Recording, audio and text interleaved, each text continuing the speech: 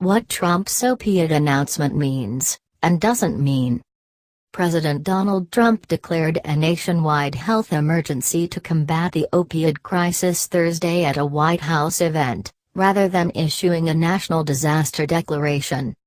Both are forms of national emergency declarations, but the primary difference is the scope and funding for each order. "This epidemic is a national health emergency," he said. "Nobody has seen anything like what is going on now." He added, "As Americans, we cannot allow this to continue. It is time to liberate our communities from this scourge of drug addiction. Never been this way.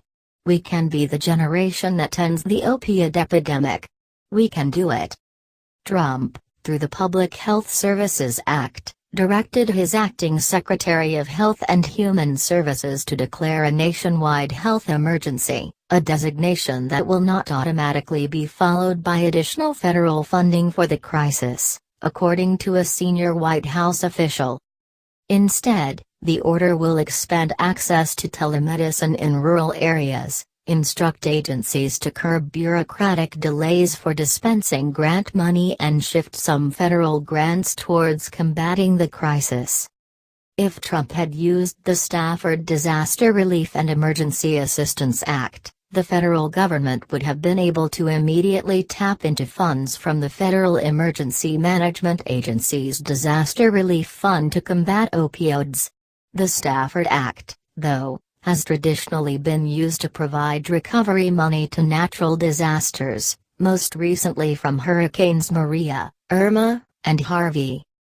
Both designations come with pluses and minuses, experts and senior administration officials told CNN. The nationwide health emergency that Trump ordered is more tailored and directed, but comes with less immediate action.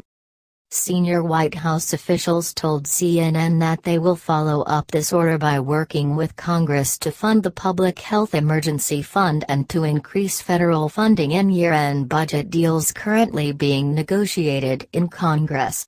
But both of those avenues are far from guaranteed, especially given all the other issues on Congress' plate. By using the Stafford Act, Trump would have taken a dramatic step and immediately provided the federal government with money earmarked for natural disasters to combat the issue. But both Trump and Obama administration officials say that designation would have been too broad and put an undue burden on the Federal Emergency Management Agency's Disaster Relief Fund, a fund already cash-strapped by recovery efforts from the three major hurricanes that hit the United States this year. Using FEMA funds to combat the opioid crisis would be a little bit like asking an engineer to bake a cake, said Raphael Lemater, the former communications director for the White House Drug Policy Office under President Barack Obama. "I do think the Public Health Service Act is more appropriate route to take than the Stafford Act designation," he said. "I worked at FEMA for 2 years and dealt with multiple disasters. The Stafford Act is not structured to deal with a long-term, complicated public health crisis like the opioid crisis." Tom Kader, a former senior official in Obama's Substance Abuse and Mental Health Services Administration office at HHS, echoed that sentiment. "One of the things that I think is the most beneficial part of having a public health emergency is you really can marshal public support, and then you can bring all the resources of the federal government to bear on it, bringing people from all of the agencies to combat the issue," he said. Though both Lemater and Kader said this step was important, both agreed that it was not, in Lemater's words, a silver bullet solution to the opioid crisis. That, they said, would be additional funding from Congress. A smarter play here would be for the administration to move beyond this declaration and pass the billions in funding needed to address this crisis. "That is how you move the needle on this," Lemater said. There are also concerns in the treatment community about how other actions by the Trump administration, namely efforts to repeal Obamacare and strip funding from Medicaid, would adversely impact the fight against opioids. to dare called efforts to repeal and replace Obamacare, the sweeping Obama-era healthcare law that mandates drug treatment services, the elephant in the middle of the East Room today.